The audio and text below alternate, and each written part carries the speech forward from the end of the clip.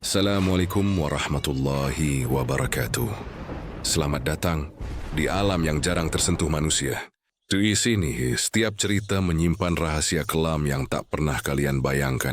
Di balik senyum, tersimpan teror yang tak terlihat. Apakah kalian siap menyelami kegelapan bersama kami? Inilah Alam Misteri. Desa Karangjati berada di lereng bukit dengan udara yang sejuk dan sawah terbentang luas. Jalanan desa masih berupa tanah berbatu, rumah-rumah berjajar sederhana dengan atap genteng kusam. Di ujung desa, tepat di tengah kebun bambu yang rimbun, berdiri sebuah sumur tua yang sudah puluhan tahun tidak dipakai. Bibir sumur itu dipenuhi lumut tebal, tali timba yang dulu menggantung sudah putus dan dasar sumur tak lagi terlihat jelas. Daun-daun bambu kering berserakan di sekitarnya, membuat tempat itu semakin terasa asing. Warga desa sudah lama memberi peringatan kepada anak-anak agar tidak mendekat. Mereka percaya sumur itu dihuni arwah penasaran yang tidak bisa tenang. Namun larangan orang tua justru sering memunculkan rasa penasaran. Suatu sore, 3 anak desa, Doni, Wawan, dan Joko, nekat mendekat untuk melihat lebih jelas. Mereka membawa ember kecil dan tali, berniat menimba air sekadar untuk bermain. Dengan hati-hati mereka menuruni pematang sawah dan masuk ke area kebun bambu. Suara ranting patah membuat langkah mereka semakin ragu. Tapi rasa ingin tahu lebih besar daripada takut. Saat ember dilempar ke dalam sumur, tali tersangkut di bibir dan terlepas. Ember jatuh menimbulkan suara bergema. Mereka menunggu suara air, namun yang terdengar justru gemericik aneh yang kemudian berubah menjadi jeritan samar. Wajah mereka pucat. Doni menjatuhkan tali dan berlari pulang lebih dulu, diikuti Wawan yang menjerit ketakutan. Joko sempat terpaku, telinganya jelas mendengar suara perempuan menangis, lalu ia ikut kabur. Kabar itu cepat menyebar ke seluruh desa. Malam harinya orang-orang berkumpul di balai desa, membicarakan apa yang dialami anak-anak. Lampu petromax digantung di tengah ruangan, menerangi wajah-wajah yang tegang. Sebagian percaya suara itu berasal dari arwah Sulastri, gadis yang konon mati di sumur itu bertahun-tahun lalu. Saya yakin itu bukan suara manusia, kata Pak Bandi, seorang petani tua dengan nada gemetar. Dulu saya juga pernah dengar tangisan dari arah sumur. Beberapa orang langsung mengangguk setuju.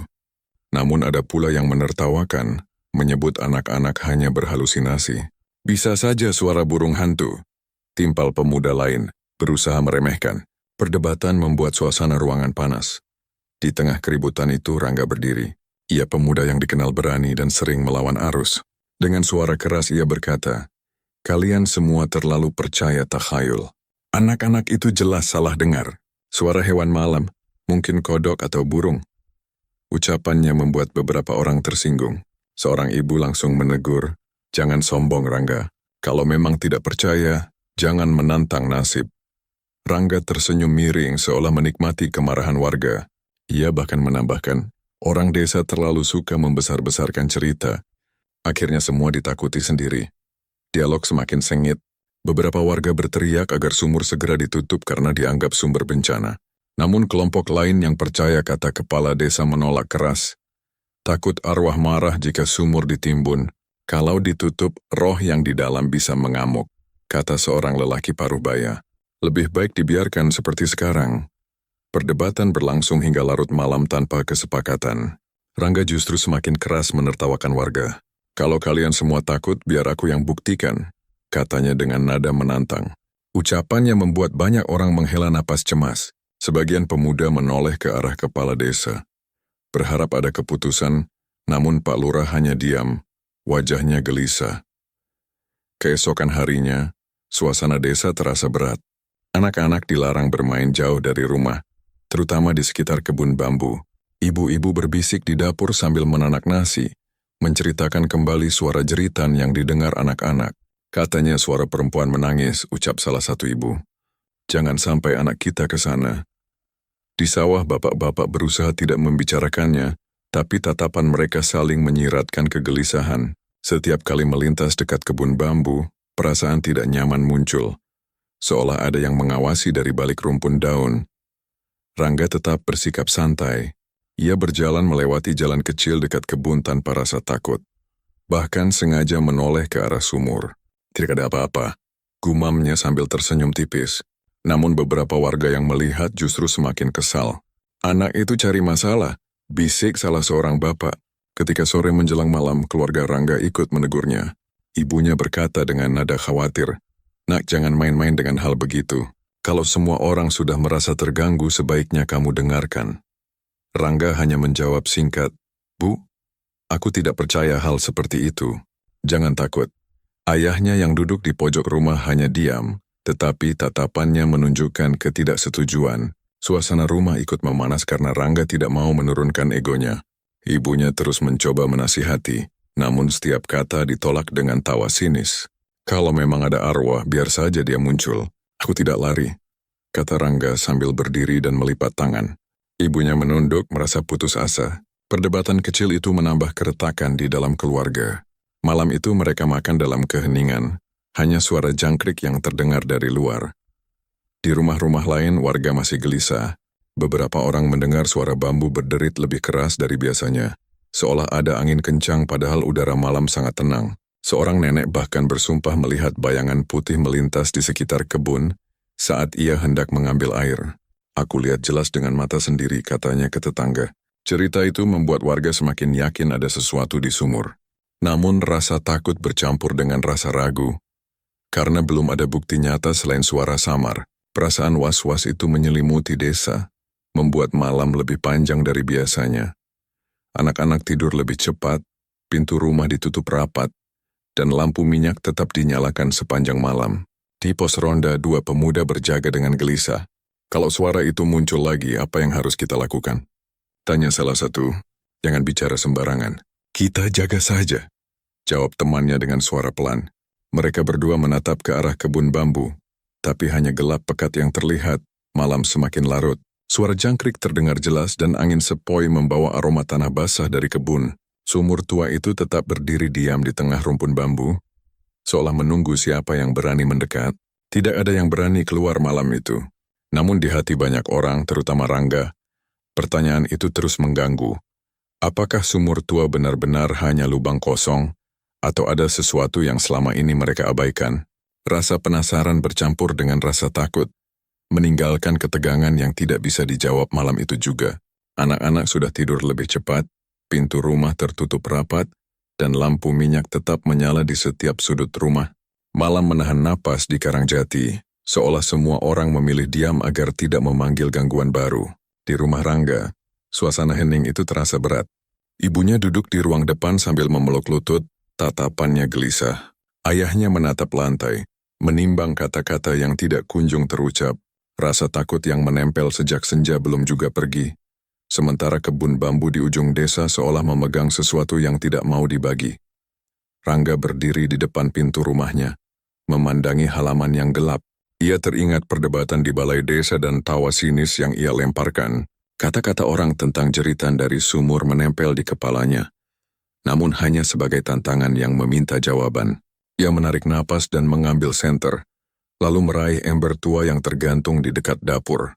Ibunya menyadari gerakannya dan segera berdiri, menahan langkah dengan tangan yang bergetar. "Kamu mau kemana malam-malam begini?" Suaranya pelan tapi tegas seperti menutup jalan. Ayahnya ikut menoleh, alisnya bertaut.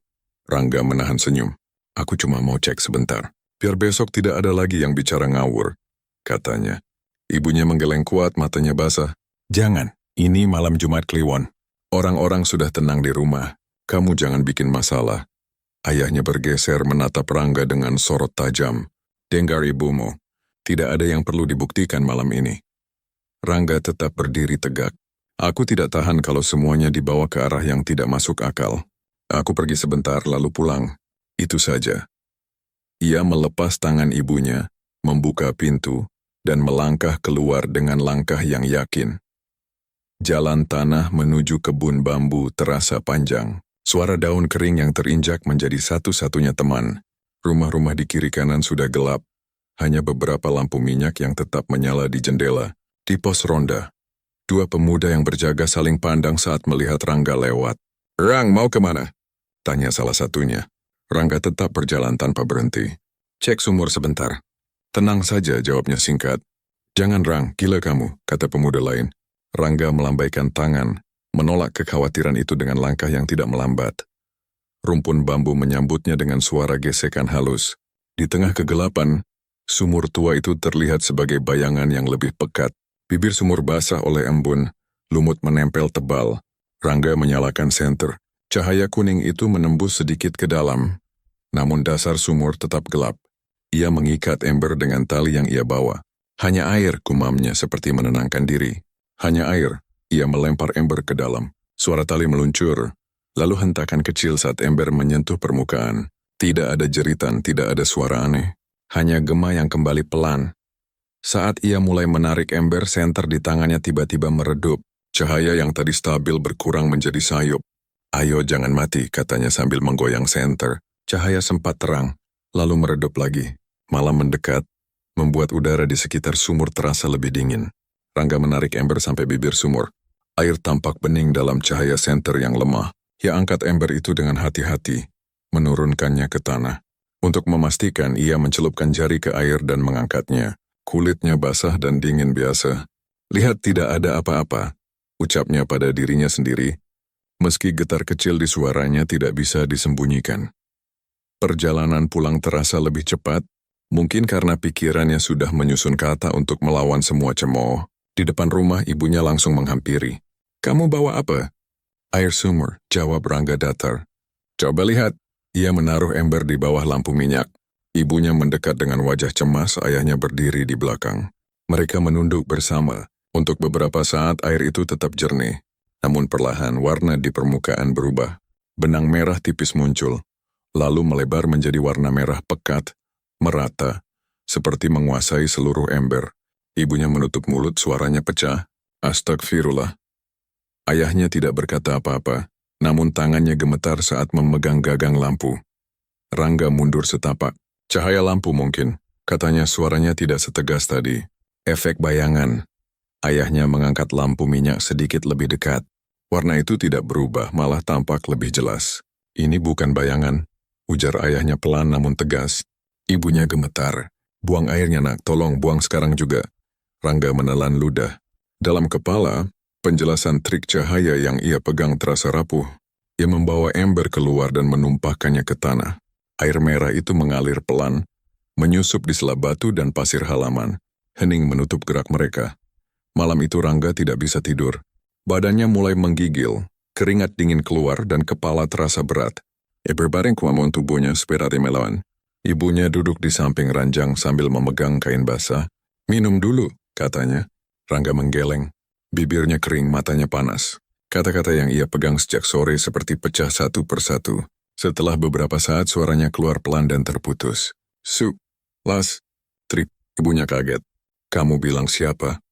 Rangga mengigau lagi, menyebut nama yang sama, napasnya pendek, dahi basah. Ayahnya berdiri di ambang pintu, menatap dengan cemas yang tidak ia tunjukkan. Di luar kamar, suara malam berjalan biasa, jangkrik dan sesekali angin. Namun di dalam rumah, waktu terasa lebih lambat.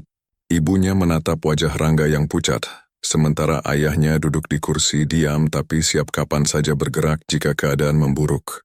"Tadi seharusnya aku paksa dia untuk tidak pergi," ujar ibunya dengan nada menyesal. Ayahnya menjawab pendek, "Sudah terjadi.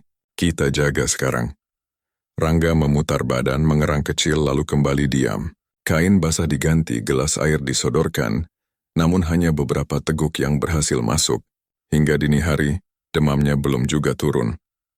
Menjelang pagi, berita tentang kejadian di rumah Rangga sudah menyebar. Tidak butuh waktu lama bagi tetangga terdekat untuk datang. Dua ibu-ibu berdiri di depan rumah berbisik pelan. Katanya air dari sumur berubah. Dan semalam dia mengigau menyebut nama itu. Suara mereka tidak menunggu konfirmasi.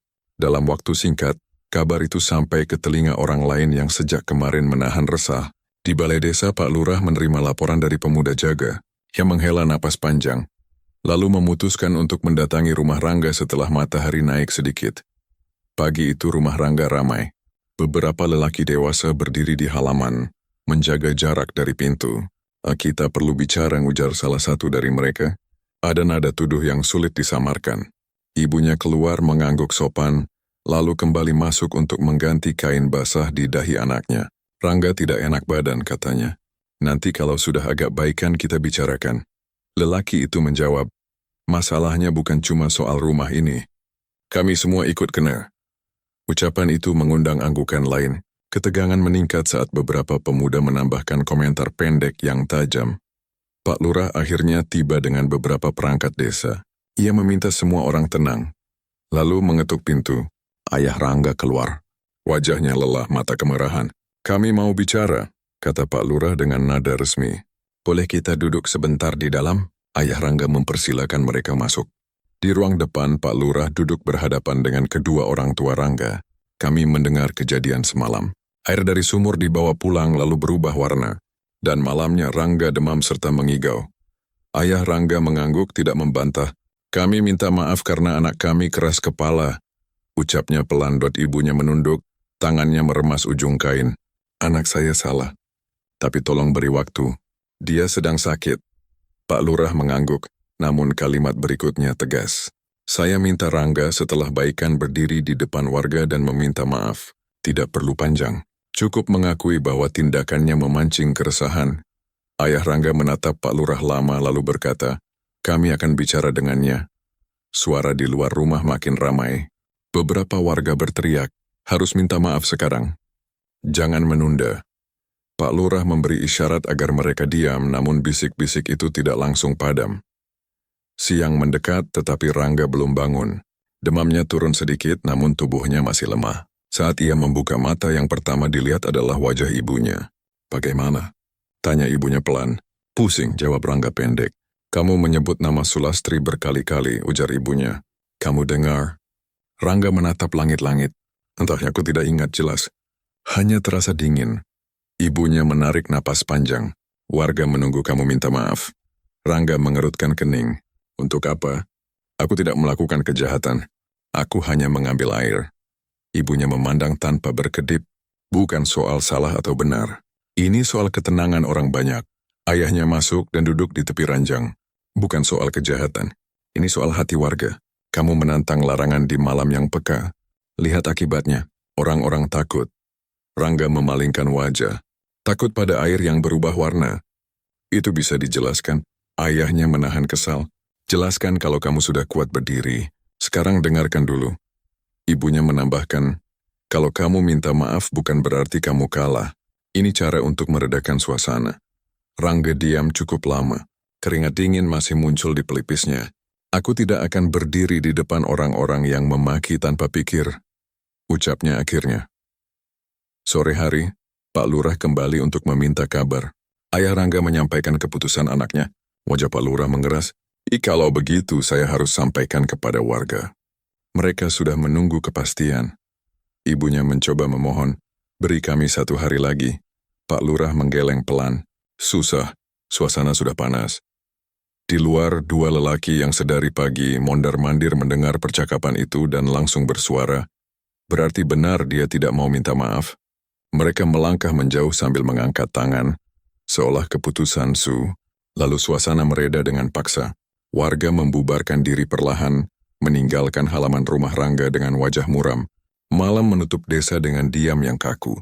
Pintu-pintu rumah kembali rapat, lampu minyak menyala pucat dan suara jangkrik menjadi latar satu-satunya. Di dalam rumah Rangga duduk di ranjang sambil memegangi kepala. Ibunya tidak banyak bicara, hanya duduk di samping sambil melipat kain basah untuk ditempelkan ke dahi anaknya. Ayahnya diam, tetapi matanya menyorot tajam ke arah pintu. Seolah takut sesuatu datang tanpa undangan. Malam berjalan lambat. Sekitar tengah malam, suara ketukan pelan terdengar dari jendela kamar. Rangga membuka mata, menoleh dan melihat kaca jendela bergetar ringan. Ia bangkit setengah badan tapi tidak ada siapapun di luar. Bu, ada yang ketuk, bisiknya. Ibunya mendekat dengan raut cemas, menyingkap sedikit tirai. Hanya gelap dan pohon bambu yang goyah pelan. Ketukan itu terdengar lagi. Kali ini lebih keras. Ayahnya ikut masuk. Tidak ada orang, katanya dengan nada datar meski wajahnya tegang. Suara itu berhenti tiba-tiba, meninggalkan keheningan yang lebih menekan daripada bunyi ketukan itu sendiri.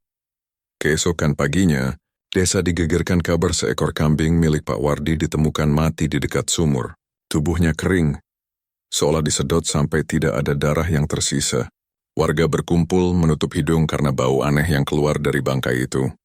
Ini bukan kematian biasa, ujar Pak Bandi dengan suara bergetar. Lihat sendiri tubuhnya. Sebagian orang menuding ke arah rumah Rangga. Sejak dia menimba air, semua kejadian ini muncul. Bisikan itu cepat menyebar, berubah menjadi tuduhan. Pak Wardi sendiri berdiri dengan wajah muram, menatap ke arah kebun bambu. Kalau ada yang bawa masalah ke desa ini harus bertanggung jawab, katanya pelan tapi penuh tekanan. Siang itu Rangga mencoba tidur, tapi bayangan tidak memberinya istirahat. Setiap kali menutup mata, ia melihat sosok perempuan berambut panjang berdiri di sudut kamarnya. Wajahnya samar, hanya rambut hitam yang menutupi hingga dada. Rangga berusaha mengusir bayangan itu dengan menyalakan senter. Tapi sosok itu tetap terasa ada, menempel di sudut pandang. Ia terjaga sepanjang malam. Keringat dingin membuat bantal lembab. Ibunya masuk membawa air. Kaget melihat anaknya duduk menatap pojok kamar dengan mata merah. "Kamu lihat apa, Nak?" Rangga tidak langsung menjawab, hanya berbisik, "Ada dia di sana." Ibunya menoleh, tapi tidak melihat apapun. Malam kedua setelah kejadian sumur, ketukan di jendela terdengar lagi. Kali ini lebih sering. Berpindah dari satu sisi rumah ke sisi lain. Ayah Rangga keluar dengan parang, memeriksa halaman tapi tidak menemukan apapun.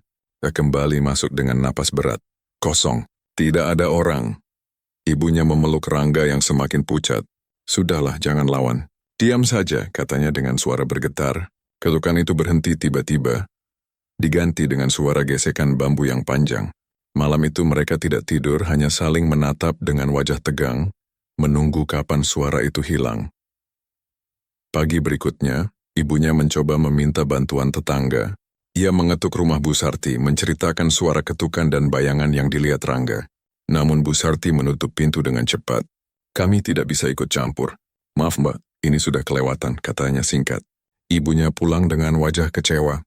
Beberapa kali ia mencoba meminta tolong pada tetangga lain, tapi jawabannya sama. Semua orang enggan masuk ke rumah mereka. Warga mulai menghindar, bahkan tidak mau lagi menyapa di jalan. Perasaan terasing menekan keluarga Rangga lebih keras daripada suara ketukan semalam. Hari-hari berikutnya, gosip semakin keras. "Keluarga itu sudah menodai desa," kata seorang bapak di pos ronda. "Kalau tidak pindah, masalah makin parah." Ada pula yang menyarankan ritual pembersihan agar desa kembali tenang. Namun beberapa warga takut kalau ritual dilakukan, arwah justru marah lebih besar. Suasana desa membelah dua.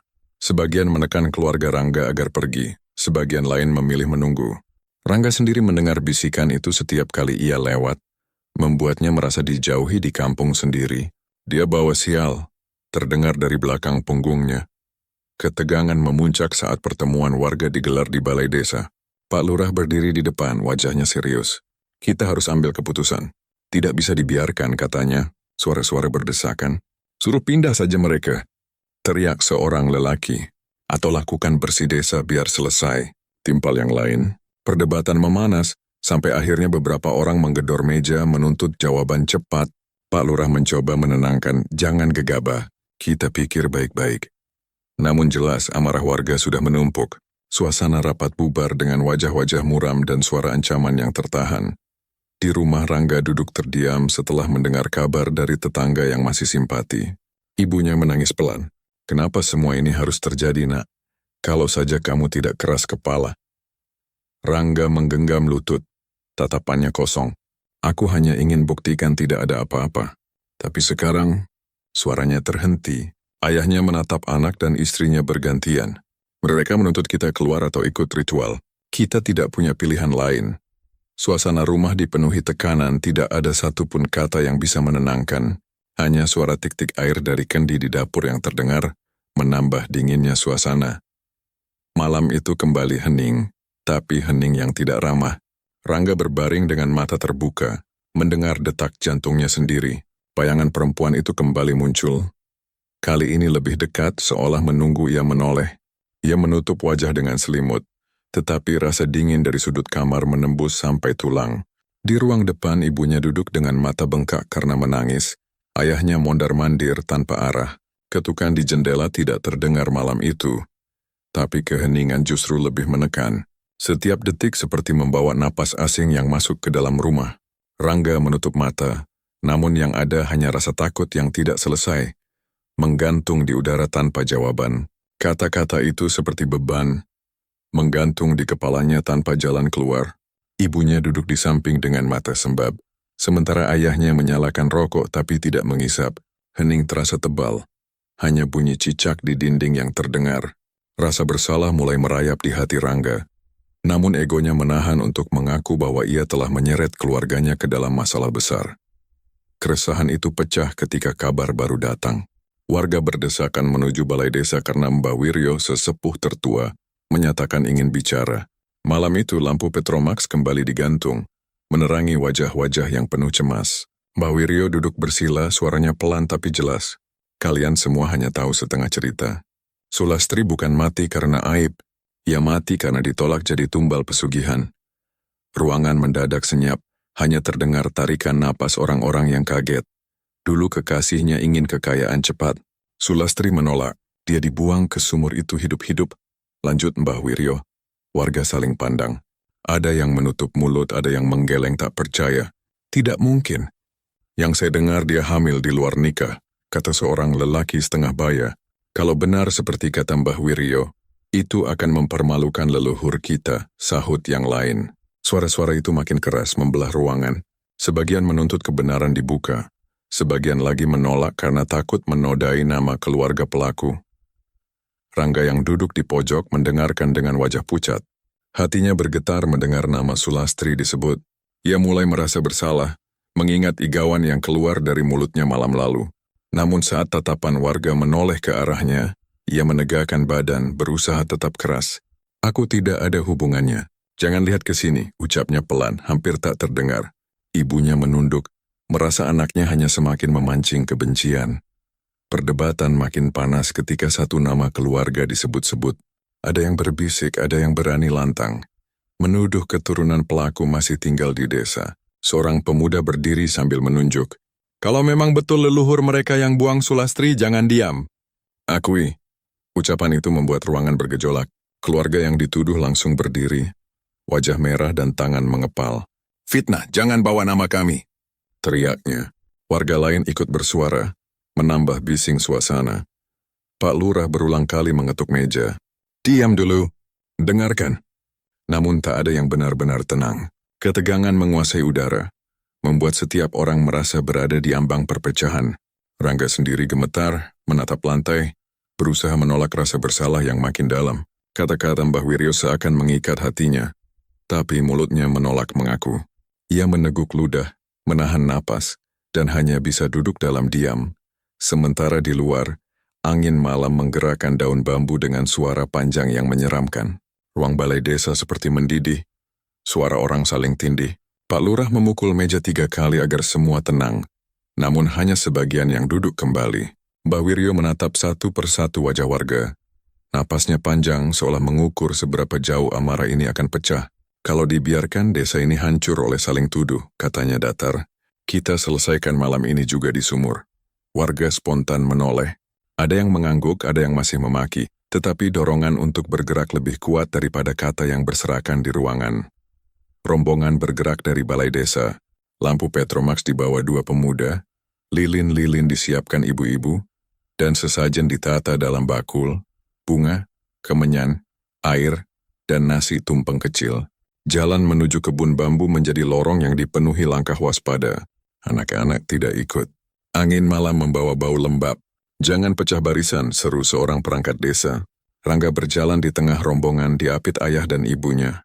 Tatapannya kosong, tetapi dadanya berdebar tanpa henti. Keluarga yang tadi dituduh memilih berjalan di belakang menunduk.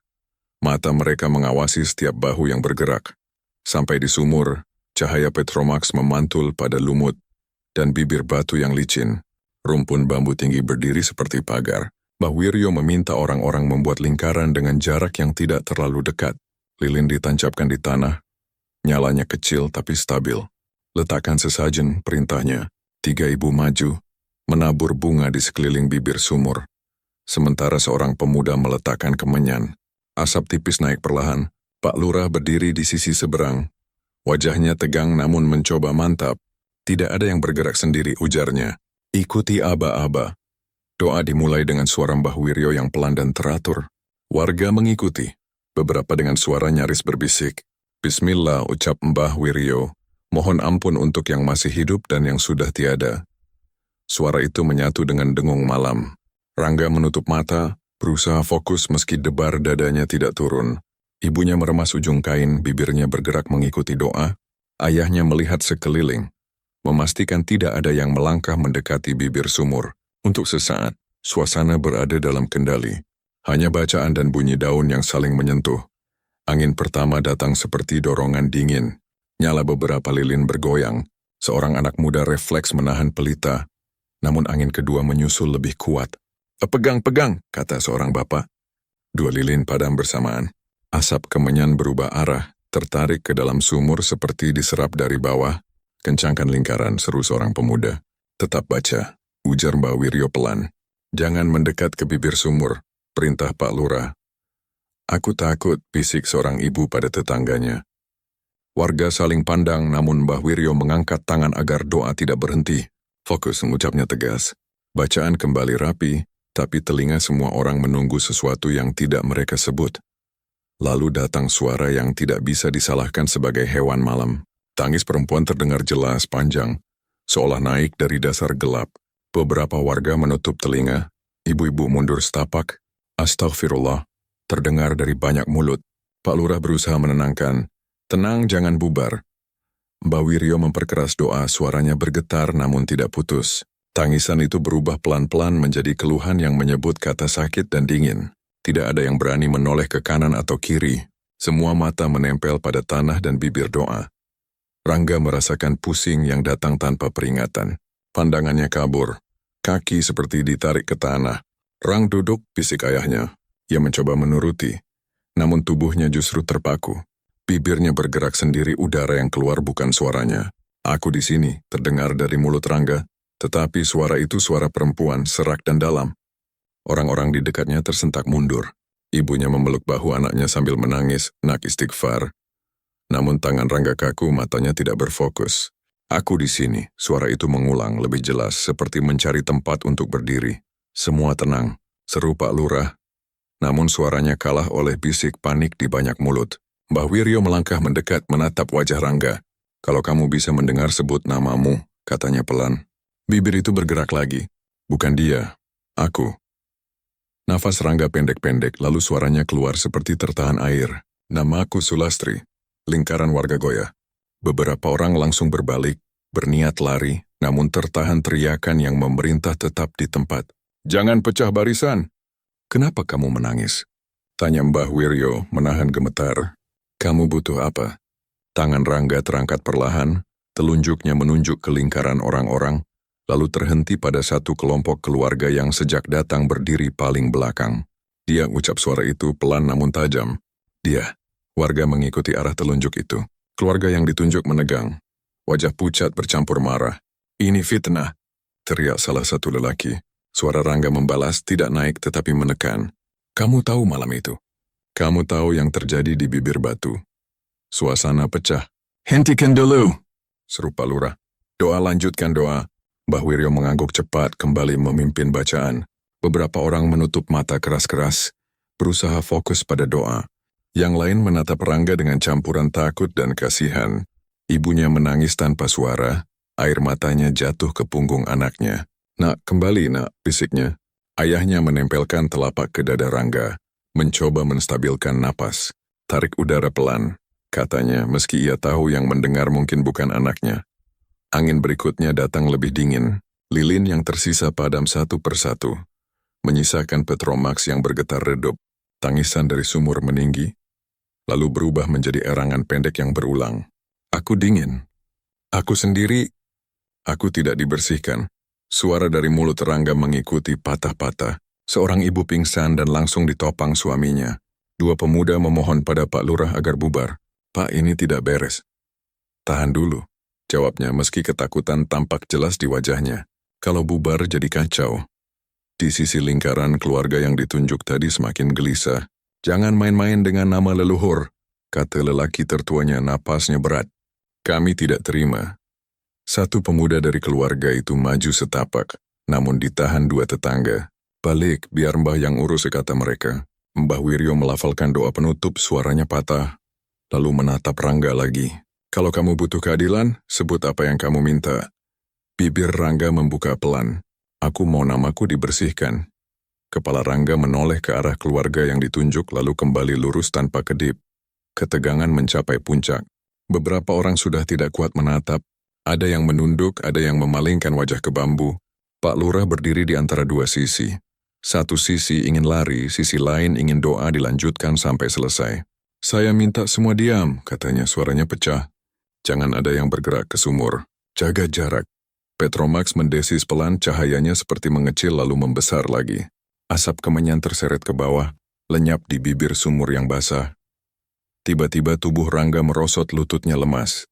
Ayah dan ibunya menahan agar tidak jatuh. Suara dari mulutnya berubah, lebih pelan seperti dari jauh. Aku dingin. Air menutup. Gelap. Warga menggigil mendengarnya. Cukup, kata Mbak Wiryo menurunkan tangan sebagai tanda doa dihentikan. Kita pulang pelan-pelan. Jaga barisan. Namun begitu ia berkata, lingkaran bagai kehilangan tumpuan. Orang-orang tidak serempak berdiri. Beberapa sudah melangkah mundur. Beberapa masih menatap bibir sumur, takut membelakangi suara yang belum hilang. Pak Lurah berusaha menyusun urutan pulang. Namun suara tangis dari sumur kembali terdengar, kali ini lebih dekat, seperti tepat di bawah batu bibirnya. Tenang, jangan berdesakan, katanya Parau. Ikuti barisan. Satu lilin tiba-tiba menyala kembali karena tiupan pemuda yang mencoba memperbaiki sumbu, lalu padam lagi dalam sekejap. Bawa anak itu, perintah Pak Lurah kepada ayah Rangga. Kita keluar dulu dari kebun. Ayahnya mengangguk memapah Rangga bersama dua pemuda. Ibunya berjalan di samping sambil mengusap punggung anaknya. Langkah pertama terasa berat seperti menarik kaki dari tanah basah yang lengket. Rombongan bergerak tak rapi. Pelan-pelan, bisik seorang bapa. Doa tidak lagi serempak, hanya gumam di antara napas terburu. Di belakang, keluarga yang ditunjuk berjalan cepat, wajah tertutup kain. Mereka tidak menoleh kiri kanan. Mbah Wiryo berjalan paling akhir, menengok sekali ke arah sumur, lalu menunduk. Tidak ada yang berani memadamkan kemenyan atau memungut sisa sesajen. Semuanya dibiarkan, seperti benda-benda itu tidak lagi milik siapapun. Sampai di jalan kampung, barisan pecah menjadi kelompok-kelompok kecil yang saling menahan bahu. Jangan cerita keras-keras, kata seorang lelaki pada temannya. Anak-anak di rumah. Aku tidak kuat, tadi suara itu seperti dekat sekali, balas temannya. Di teras rumah masing-masing, orang-orang berhenti menatap ke arah kebun bambu yang gelap. Tak ada yang bicara tentang hasil ritual. Yang ada hanya napas yang belum pulih dan tangan yang masih gemetar. Di rumah Rangga dibaringkan. Nafasnya kembali jadi miliknya meski lemah dan terputus. Ibunya menempelkan kain hangat di dahi. Nak, kamu dengar, Ibu? Rangga mengangguk kecil. Ayahnya duduk di kursi, tubuhnya tegang seperti habis berlari. Di luar beberapa tetangga berdiri ragu di pagar, ingin menanyakan keadaan tapi tidak punya kata. Bagaimana? Tanya salah satunya. Ayah Rangga menjawab pendek, sudah pulang. Tidak ada tambahan kalimat. Orang itu mengangguk, lalu berlalu tanpa menoleh lagi. Malam semakin tinggi, lampu minyak di rumah-rumah masih menyala. Di balai desa, Pak Lurah menutup pertemuan darurat dengan kalimat yang tanpa kesimpulan. Kita sudah berusaha, katanya. Besok kita bicarakan lagi.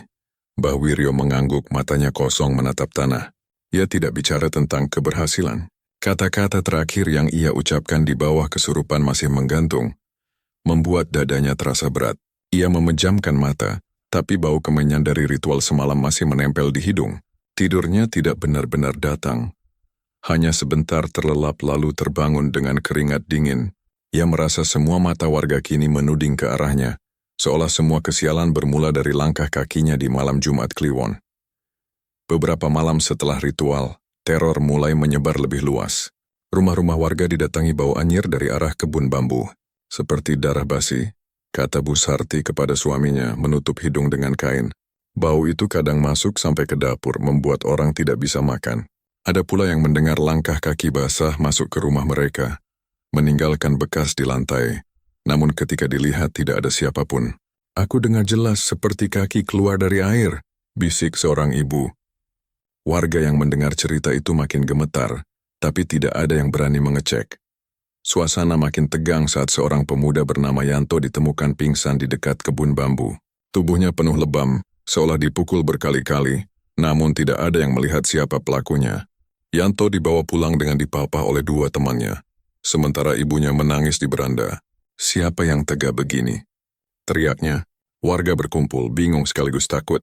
Ada yang menyalahkan roh sumur, ada pula yang menuduh Yanto sengaja mencari perhatian. Perdebatan kecil pecah di depan rumahnya, membuat suasana desa makin panas.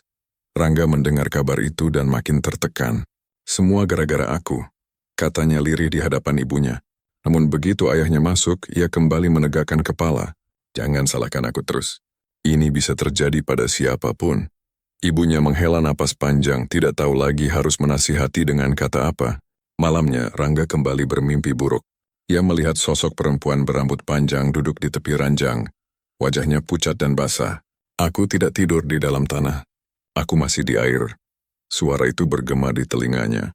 Rangga terbangun dengan napas terengah. Bantalnya basah oleh keringat. Warga desa semakin tidak bisa menahan diri. Di balai desa rapat kembali digelar. Kita harus tutup sumur itu dengan tanah, kata seorang bapak sambil mengepalkan tangan. Kalau dibiarkan besok bisa lebih parah. Namun yang lain segera menolak. Jangan gila. Kalau ditutup, arwah bisa murka.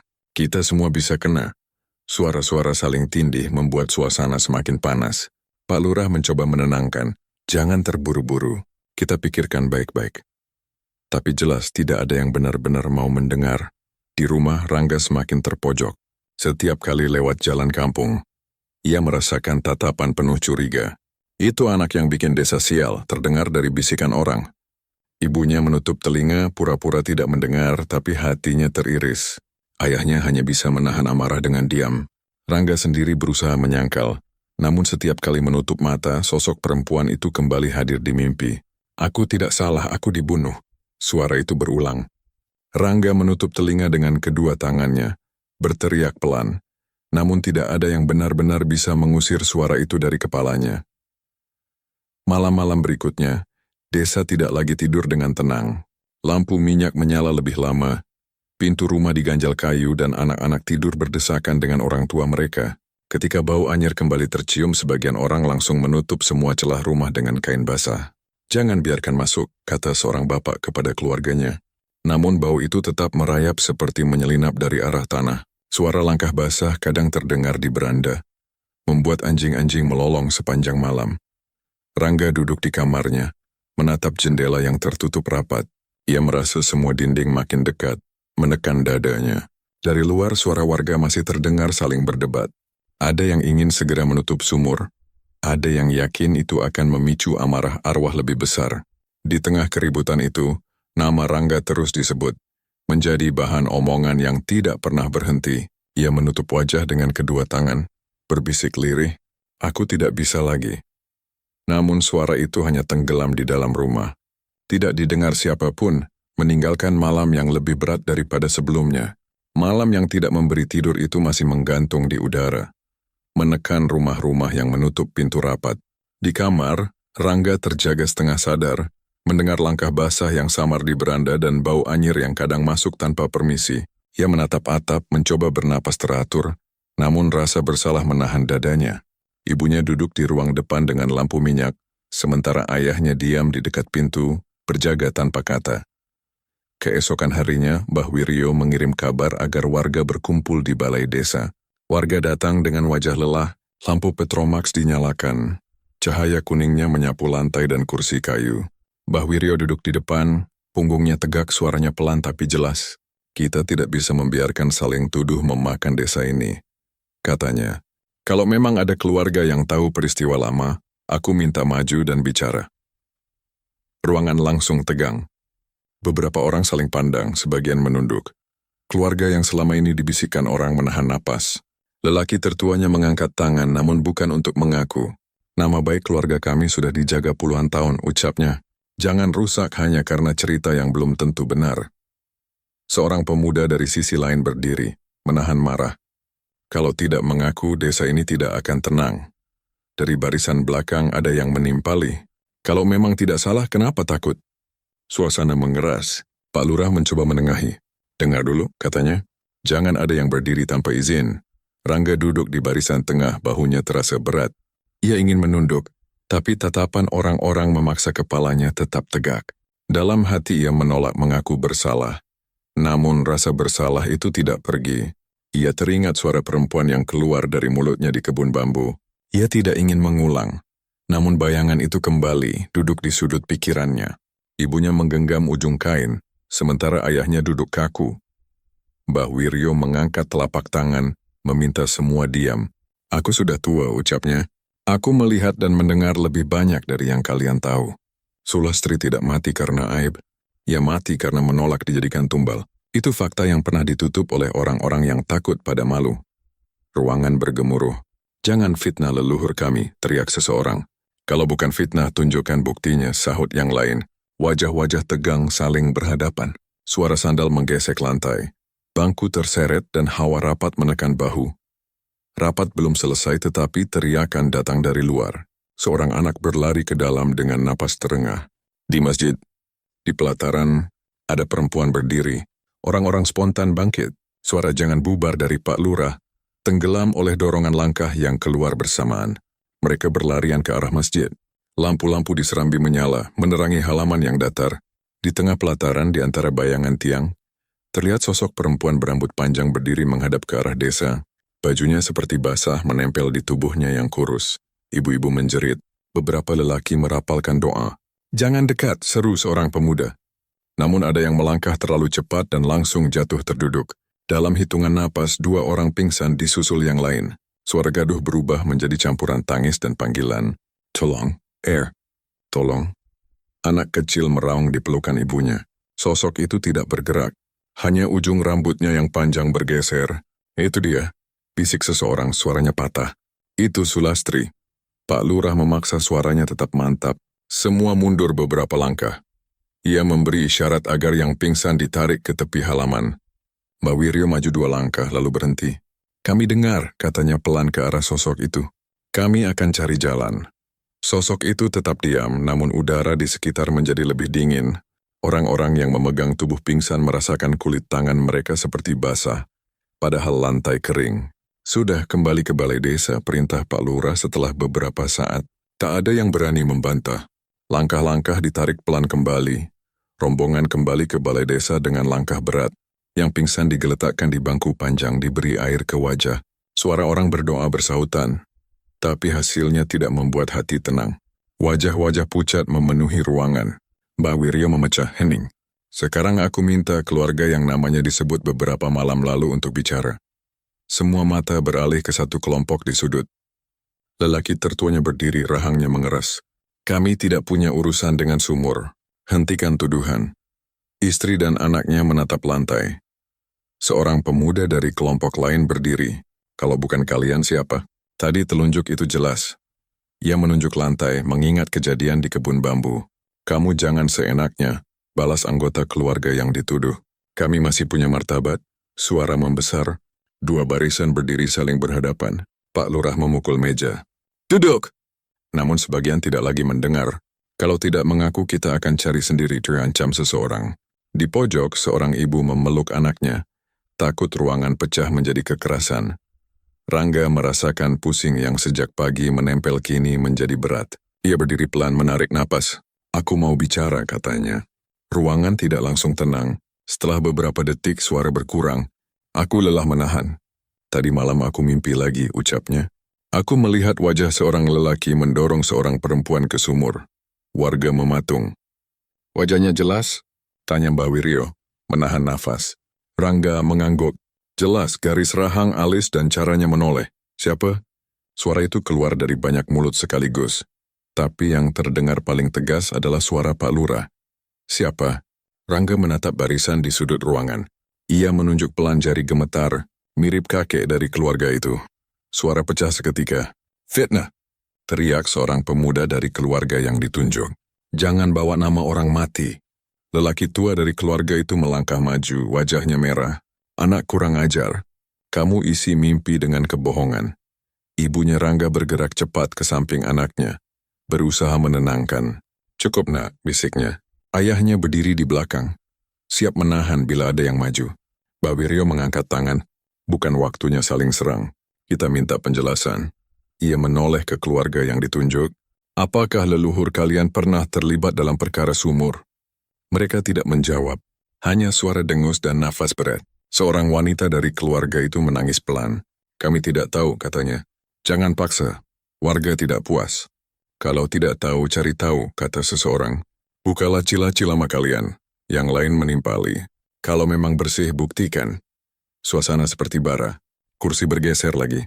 Beberapa pemuda maju setapak, namun ditahan oleh tetangga yang masih waras. Udah, kata mereka. Jangan sampai pecah di sini. Pak Lurah hampir kehilangan kendali. Duduk semuanya. Suaranya parau. Satu kata lagi yang memancing saya keluarkan dari ruangan. Ketika suasana belum stabil, kabar datang dari luar. Anak yang tadi berlari ke masjid muncul lagi. Kali ini wajahnya pucat. Di pelataran masih ada, katanya. Dia tidak pergi. Wajah orang-orang berubah. Bukan marah, tapi gentar yang menambah putus harapan. Mbah Wiryo menutup mata sejenak lalu membuka. Kalau begitu kita butuh pengakuan untuk menenangkan. Ia menghadap keluarga yang dituduh. Bicaralah. Bukan untuk menjatuhkan kalian, tapi untuk menutup luka lama. Lelaki tertua itu menggeleng keras. Tidak, nama keluarga kami harga diri. Tidak akan kami biarkan diinjak. Seorang pemuda dari keluarga itu menambahkan, kalau ada yang memaksa kami melawan. Kalimat itu menyalakan bara. Dari sisi lain, pemuda lain membalas, kalau melawan kami juga tidak mundur. Telapak tangan mengepal, bahu maju dan jarak antar barisan menipis. Ibunya Rangga menangis memeluk lengan anaknya. Jangan berdiri, katanya. Ayahnya melangkah setengah maju, menahan dua pemuda yang hendak melompat. Mbah Wiryo menatap tajam pada dua sisi yang hendak saling terjang. Kokop! Suaranya keras untuk ukuran seorang tua. Kalau kalian berkelahi, kalian memberi makan apa yang kita lawan. Ia menunjuk lantai. Duduk. Ada jeda panjang, lalu satu persatu menuruti meski dengan napas naik turun. Pak Lurah kembali bicara dengan suara yang dibuat tegas. Kita tidak cari musuh di antara kita. Kita cari benar. Ia menoleh ke Rangga. Apa yang kamu lihat lagi selain wajah itu? Rangga menggeleng. Hanya dorongan dan suara air. Tidak lebih. Beberapa orang kembali menghembuskan napas panjang. Namun keluarga yang dituduh tetap keras. Kami tidak akan mengaku tanpa bukti. Hentikan pemaksaan ini, ucap lelaki tertua. Kalau tidak, kami anggap ini penghinaan. Suasana kembali memanas. Dari belakang, seorang lelaki memukul tiang dengan tangan kosong, membuat bunyi nyaring yang memecah kepala. Aku muak, katanya. Berhari-hari begini terus. Wajah-wajah menegang lagi seperti tali yang ditarik terlalu kencang. Rangga menunduk. Pusingnya menjadi seperti gelombang yang naik turun. Ia ingin minta maaf atas semua yang memanas karena ucapannya. Tapi ada dorongan lain yang menahannya. Ia merasa kalau ia diam, orang akan menganggapnya pengecut. Kalau ia bicara, orang akan menuduhnya memecah kampung. Ia menarik napas, mencoba menimbang yang paling sedikit melukai. Di sampingnya, ibunya masih berbisik doa pendek, sedangkan ayahnya memperhatikan gerak semua tangan di ruangan, siap menahan bila ada yang melompat ke depan. Rapat berjalan tanpa arah. Tidak ada yang ingin mengalah. Kata-kata menjadi senjata. Dan setiap kalimat terasa seperti pukulan yang tidak terlihat. Pak Lurah menutup dengan suara rendah. Kita istirahat sebentar, katanya. Meski tidak ada yang benar-benar istirahat. Orang-orang berdiri setengah hati namun tetap di ruangan. Mbah Wiryo memandang pintu, lalu kembali menatap warga. Desa ini butuh keberanian untuk berkata benar, ucapnya. Bukan marah yang panjang. Di luar pelataran masjid tetap tegang. Beberapa pemuda yang berani mendekat tadi duduk lemas di tangga, memegangi kepala. Ruangan masih panas oleh bisik dan desah yang tidak selesai. Mbah Wiryo menatap warga satu persatu. Sementara Pak Lurah menahan suara agar tidak pecah. Kita akhiri malam ini, kata Pak Lurah. Besok kita minta keluarga yang dituduh datang lagi untuk bicara. Namun kata besok terasa terlalu jauh. Orang-orang tidak ingin pulang membawa beban yang sama. Di sudut, keluarga yang sejak awal dibicarakan saling berbisik dengan wajah kaku, seperti menunggu giliran yang tidak mereka inginkan. Pagi belum datang, tetapi desakan warga tidak berhenti. Saat fajar mendekat, orang-orang kembali berkumpul. Jangan ditunda lagi, kata seorang bapak. Kalau ada yang harus mengaku sekarang saja. Mbah Wiryo berdiri dengan tongkat. Baik, ujarnya. Kita panggil keluarga itu. Kita dengar dari mulut mereka. Utusan dipanggil. Tidak lama keluarga itu datang dengan langkah kaku. Lelaki tertuanya menatap lurus ke depan, dagu terangkat, namun di matanya ada goyah yang sulit ditutup. Mbah Wiryo membuka bicara dengan pelan. Kalian sudah dengar apa yang terjadi malam-malam ini. Nama leluhur kalian disebut, aku minta penjelasan. Lelaki itu menarik napas panjang. Kami sudah bilang kami tidak tahu, ucapnya. Seorang pemuda dari barisan warga memotong. Kalau tidak tahu, cari tahu. Tanya orang tua kalian. Lelaki tua itu membalas dengan suara tertekan yang tahu sudah meninggal. Suasana mengeras. Kalau sudah meninggal berarti aman untuk mengaku. Seru seseorang. Kita butuh terang. Tambah yang lain. Pak Lurah mengangkat tangan. Cukup, kita tidak mencari malu. Kita mencari terang. Ia menunjuk bangku di depan. Duduklah dan bicaralah dari awal yang kalian tahu. Lelaki itu ragu lalu duduk. Baunya turun sedikit seakan beban yang lama akhirnya diakui. Dulu kakek kami memang dekat dengan keluarga Sulastri. Katanya pelan. Ada urusan yang tidak selesai. Setelah itu nama kami selalu dihubungkan dengan sumur. Suara di ruangan menegang. Apa urusannya? Tanya Mbah Wiryo. Apakah tumbal? Lelaki itu menjilat bibir menahan gemetar. Ada orang yang meminta sesuatu. Kakek kami ikut mengurus. Setelah malam itu hidup keluarga berubah. Apakah kakekmu berada di sumur saat malam itu? Tanya seorang pemuda. Lelaki itu memejam, lalu membuka mata. Aku mendengar kabar dari ayah waktu kecil, ucapnya. Katanya ada pertengkaran malam hari. Ada satu perempuan menangis. Setelah itu desa berubah. Istrinya menangis kecil. Katakan saja desak beberapa orang. Lelaki itu menggeleng lalu mengangguk, seperti berdebat dengan dirinya sendiri. Aku tidak bisa bilang ia mendorong, katanya lirih. Tapi aku tidak bisa bilang ia tidak di sana. Kalimat itu seperti pintu yang lama tertutup akhirnya terbuka. Warga ribut, berarti mengaku. Seru seseorang. Itu pengakuan. Yang lain menimpali. Lelaki itu berdiri, suaranya naik. Aku tidak bilang mendorong. Aku bilang terakhir terlihat. Keributan hampir pecah. Namun Mbah Wiryo mengangkat tongkat menatap semua orang. Dengar, katanya. Ini cukup untuk bilang ada urusan lama yang kotor. Kalau ingin selesai, ke sumur kita bicara. Di sana kita putuskan. Tidak ada yang menolak. Semua berdiri, membawa amarah dan cemas ke jalur kebun bambu. Rombongan menuju kebun bambu. Pagi masih pucat. Bibir sumur licin dilingkari jejak tanah yang mengering. Sesajen sisa ritual sebelumnya masih ada. Kemenyan sudah dingin, bunga layu menempel di batu. Mbah Wiryo meminta semua berdiri melingkar menahan jarak. Kita tidak perlu doa panjang, ucapnya. Kita minta pengakuan yang jujur di hadapan tempat ini. Pak Lurah menoleh pada keluarga yang dituduh. Bicara. Lelaki tertua melangkah ke depan. Wajahnya tegang, matanya berkaca. Kakek kami yang terakhir bersama Sulastri, katanya. Kami minta maaf untuk itu. Warga bergerak, suara ha seperti hembus lega bercampur ngeri. Dan, desak seseorang.